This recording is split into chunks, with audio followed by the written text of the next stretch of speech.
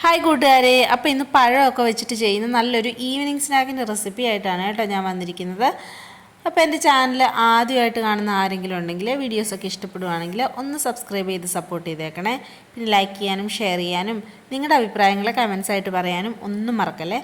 നമുക്ക് പെട്ടെന്ന് വീഡിയോയിലേക്ക് പോകാം. അപ്പോൾ ഈ സ്നാക്സ് ഉണ്ടാക്കാൻ വേണ്ടിയിട്ട് ഞാനൊരു 2 നേന്ത്രപ്പഴം എടുത്ത് ഒന്ന് ആവിയിൽ വെച്ച് വേവിച്ചെടുക്കുന്നുണ്ട്. അത് വെന്ത് വരുന്ന സമയം കൊണ്ട് ഞാൻ ഏകദേശം ഒരു 100 ഗ്രാം ശർക്കര എടുത്ത് ഒരു 1/2 കപ്പ് വെള്ളവും കൂടി ഒഴിച്ച് അത് നമുക്കൊന്ന് പാനിയാക്കി എടുക്കണം. ശർക്കരയൊക്കെ നമ്മുടെ മധുരത്തിനനുസരിച്ച് കൂട്ടുകയും കുറയ്ക്കുകയും ഒക്കെ ചെയ്യാവേ. അപ്പം ശർക്കര ഏകദേശം ഇവിടെ മെൽറ്റായിട്ട് വരുന്നുണ്ട്. ഇനി നമുക്കിതൊന്ന് അരിച്ചെടുക്കണം. അതിൻ്റെ അതിലെന്തെങ്കിലും അഴുക്കൊക്കെ ഉണ്ടെങ്കിൽ പോകുന്നതിന് വേണ്ടിയിട്ട്. നമ്മുടെ പഴം ഇവിടെ റെഡി ആയിട്ടുണ്ട്, വെന്ത് വന്നിട്ടുണ്ട്. ഇനി അതും ഒന്ന് തൊലിയൊക്കെ കളഞ്ഞ് ഒരു മിക്സിയുടെ ജാറിലേക്ക് ഇട്ടൊന്ന് അരച്ചെടുക്കണം. ഞാൻ മിക്സിയുടെ ചെറിയ ജാറാണ് എടുത്തത്, അത് കാരണം ഞാൻ 2 പ്രാവശ്യമായിട്ടാണ് അരച്ചെടുത്തിട്ടുണ്ടായിരുന്നത്. അധികം വെള്ളമൊന്നും ചേർക്കണ്ട, 1-2 ടേബിൾ സ്പൂൺ വെള്ളം ചേർത്തിട്ട് നല്ല പേസ്റ്റ് പോലെ ഒന്ന് അരച്ചെടുക്കണം. അപ്പം ഞാനിവിടെ 2 പഴവും 2 പ്രാവശ്യമായിട്ടൊന്ന് അരച്ചെടുത്തിട്ടുണ്ട്. ഇനി നമുക്കിതിലേക്ക് ചേർക്കാനുള്ളത് അരിപ്പൊടിയാണ്.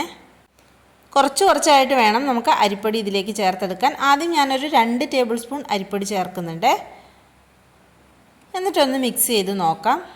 ഒരു ഇടിയപ്പത്തിൻ്റെയൊക്കെ മാവിൻ്റെ അത്രയും ടൈറ്റ് ആവണമെങ്കിൽ കൂടി നമുക്ക് ഈ മാവ് ഉരുട്ടിയെടുക്കാനുള്ളതാണ്. അപ്പോൾ കയ്യിലൊന്നും പറ്റാത്ത രീതിക്ക് വരുമ്പോഴേക്കും നമുക്ക് അരിപ്പൊടി ഇടുന്നത് നിർത്താം. ഞാൻ മൊത്തം 7 ടേബിൾ സ്പൂൺ അരിപ്പൊടി ഇട്ടിട്ടുണ്ടായിരുന്നേ. അപ്പോൾ നമുക്കിതിനായിട്ട് പത്തിരിപ്പൊടിയാണ് കേട്ടോ വേണ്ടത്. ആവശ്യത്തിനുള്ള അരിപ്പൊടി ഇട്ട് നമുക്ക് കുഴച്ചെടുക്കാം. ഇതിലേക്ക് ഒരു 1/4 ടീസ്പൂൺ ഉപ്പും കൂടി ചേർത്തിട്ട് വേണം ഒന്ന് മിക്സ് ചെയ്തെടുക്കാനേ. അത് ഞാൻ വീഡിയോ എടുക്കാൻ വിട്ടുപോയതാണ്.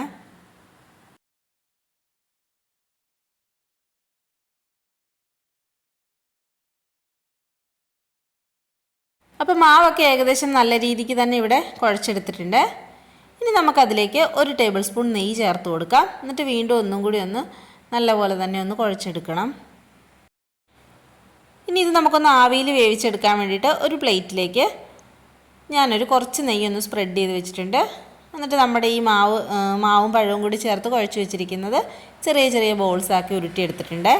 ഇനി ഇതൊരു 15 മിനിറ്റ് നമുക്കൊന്ന് ആവിയിൽ വേവിച്ചെടുക്കാം.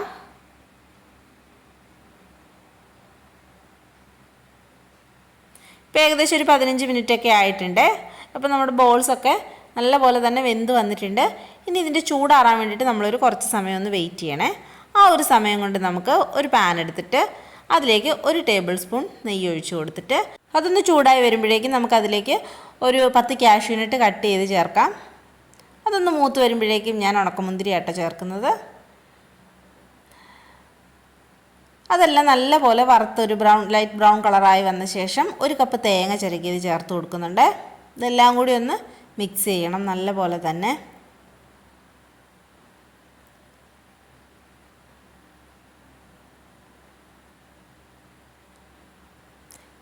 ഇനി ഞാനൊരു 2 ടീസ്പൂൺ എള്ളും കൂടി ചേർത്ത് കൊടുക്കുന്നുണ്ട്. കറുത്ത എള്ളാണ് ചേർത്ത് കൊടുക്കുന്നത്. വെള്ള എള്ളുണ്ടെങ്കിൽ അതായാലും ചേർത്ത് കൊടുക്കാം.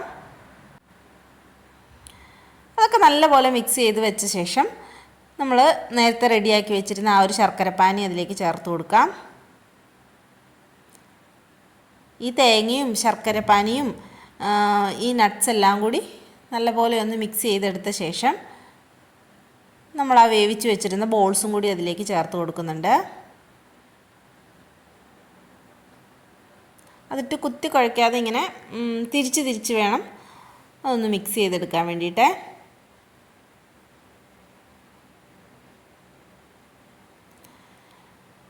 അപ്പം നമ്മുടെ 4 മണി പലഹാരം, നല്ല സ്വീറ്റ് ആയിട്ടുള്ള 4 മണി പലഹാരം ഇവിടെ റെഡി ആയിട്ടുണ്ട്.